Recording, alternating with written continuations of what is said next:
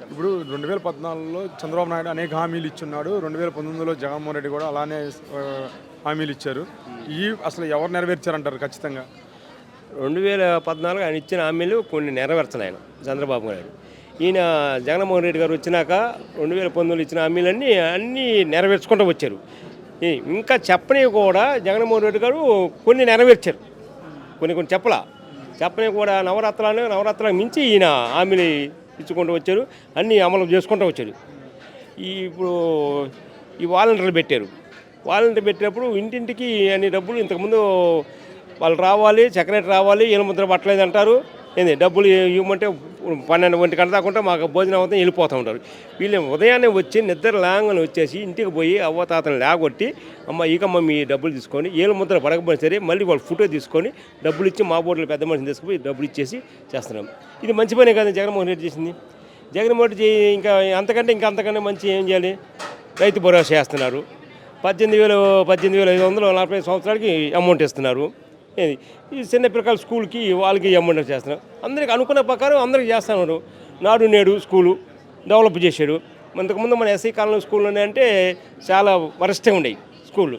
ఈరోజు నెంబర్ 1గా చుట్టూరు కాంపౌండ్ కూడా బాత్రూమ్లు కానీ టాయిలెట్ కానీ అన్నీ నీట్గా చేసి జగన్మోహన్ రెడ్డి అన్నీ అమలు చేసేది. దానికి మరి ఇలా డబ్బులు ఇచ్చి జగన్మోహన్ రెడ్డి రాష్ట్రాన్ని అప్పులుగా మార్చాడు, మరో శ్రీలంక చేస్తున్నాడు, అభివృద్ధి అనేది చేయలేదు అంటున్నారు. మరొక శ్రీలంక ఏం చేయలేనా? ఇవన్నీ అభివృద్ధి పనులు ఆయన చేసుకుంటూ వస్తుంది. జగన్మోహన్ రెడ్డి అన్ని అభివృద్ధి పనులు చేసుకుంటూ వస్తున్నాడు. ఇప్పుడు మెడికల్ కాలేజీ కట్టారు. ఇది ప్రతి జిల్లాకి ఒక మెడికల్ కాలేజ్ అనేది కట్టుకుంటూ వస్తున్నారు. ఇప్పుడు పిడికిరాళ్ళు ఉంది, ఆడ ఒకరు కట్టాడు మెడికల్ కాలేజీ. అది అభివృద్ధి పనే కదా. ఎక్కడికో పోయే కాడికి మన రాష్ట్రంలో పెట్టి ఇంకోసారి మెడికల్ కాలేజీ పోయి మన రాష్ట్రంలోనే 11, 12 కడుతున్నారు ఆయన. ఇక్కడికి అభివృద్ధి చెందుతుంది. అభివృద్ధి ఉండబట్టే కదా, కాలేజీ ఉండబట్టే కదా మనం పోకూడదు. కాలేజీ లేకపోతే మనం పోతామా? ఇంతకుముందు చెన్నై పోయింది, బెంగళూరు పోయింది మన వాళ్ళంతా. ఇప్పుడు ఆడ దాకా పోవాల్సిన అవసరం లేదుగా. ఇక్కడే మెడికల్ కాలేజీలు కడుతున్నారు, ఇక్కడే చేసుకుంటున్నారు. దానికి ఇబ్బంది ఉంది. ఆయన చంద్రబాబుని ఏమైనా కట్టాడా? ఒక్క కాలేజీ ఆయన కట్టిన పాపాను వాళ్ళు ఇంతవరకు. ఇప్పుడు కట్టేవాడు అభివృద్ధి చేసేవాళ్ళని కూడా మళ్ళీ చేయలే అంటాం ఎందుకు?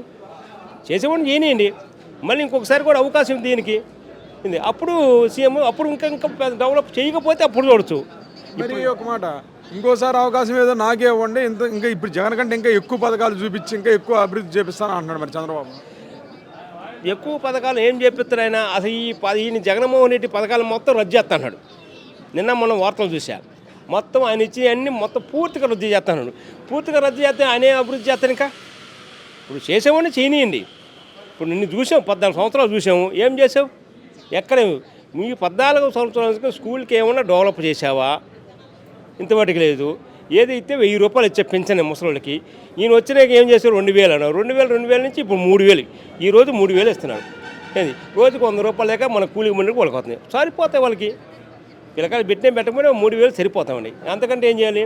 ఈయన వచ్చి ఆ 3000 ఎగ్గొడతా అన్నాడు చంద్రబాబు వచ్చి. నేను అవన్నీ తీసేస్తాను, ఈ 18,500 తీసేస్తాను, ఇవన్నీ తీసేసుకోండి. ఆయన తీసేస్తే ఆయనకి ఎందుకు ఇటు ఇచ్చేవాడికి ఎత్తే మనం ఇంకొకసారి డెవలప్ చేస్తారు. రేపు రాబోయే 2024 ఎలక్షన్స్లో జగన్ మళ్ళీ ప్రభుత్వం ఏర్పాటు చేస్తారా? పక్కా ఏర్పాటు చేస్తారు. ఎట్టి పరిస్థితుల్లో జగన్మోహన్ రెడ్డి ముఖ్యమంత్రి పక్కా అవుతాడు.